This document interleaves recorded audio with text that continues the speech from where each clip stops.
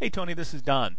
This is the video portion of the handout that I gave you to putting stuff on your store that I gave you. Now this is the part that we're going to talk about by doing GIMP. This is going to be able to take your photos and shrink them down and also manipulate them in such a way that it'll work with your website.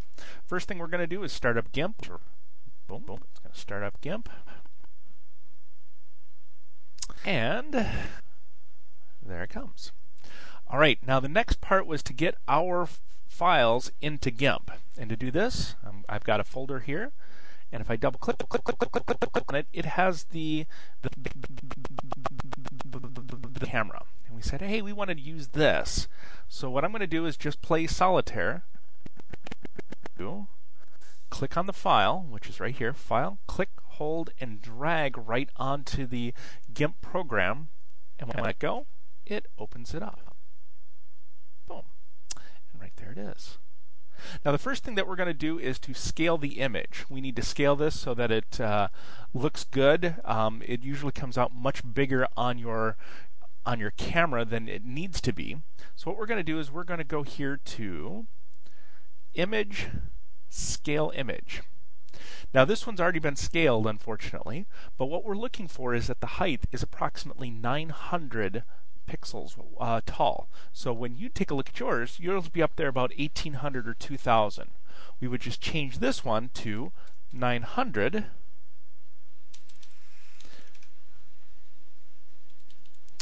And then when we hit scale, it will automatically scale to what we need.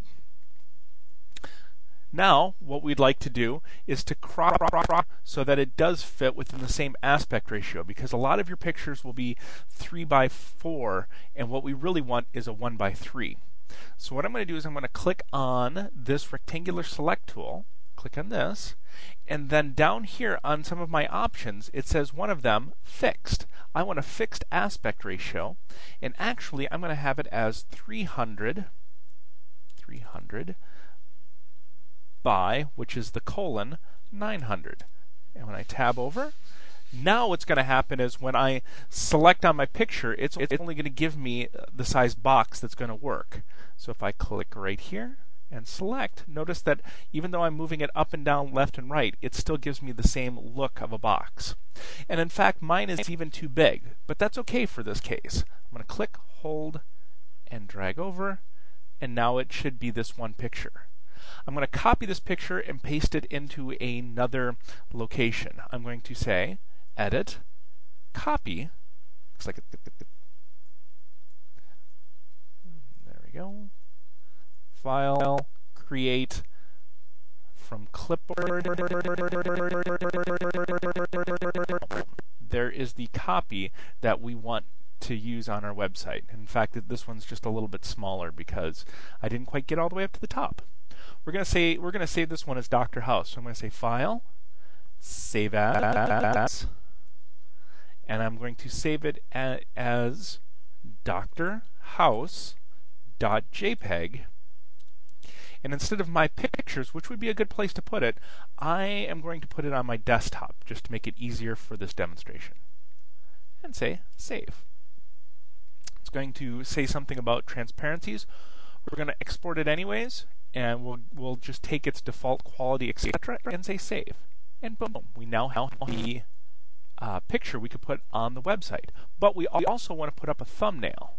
In that thumbnail, that's the smaller version of the picture, it's going to be about 300 pixels tall, and I'm going to have a T at the end of it for thumbnail. So I'm going to save this as Dr. House T. File, Save As, Dr. House T on the desktop. Save. It'll give me the same transparency warning, and I'll just say Export. Boom. But it's still the same size. It's fairly large, 900 pixels tall. So I want to make that smaller. I'm going to say Image, Scale Image, height of approximately 900. I'm going to say approximately 300. Like that. And say Scale. Boom. It's a smaller photo. And again, now that it's the correct name, all I need to do is say File, Save, and export it. Boom. We have both of our pictures down here for Dr. House on our desktop, and in the next movie that I'm going to create, it's going to show you how to put that into your website.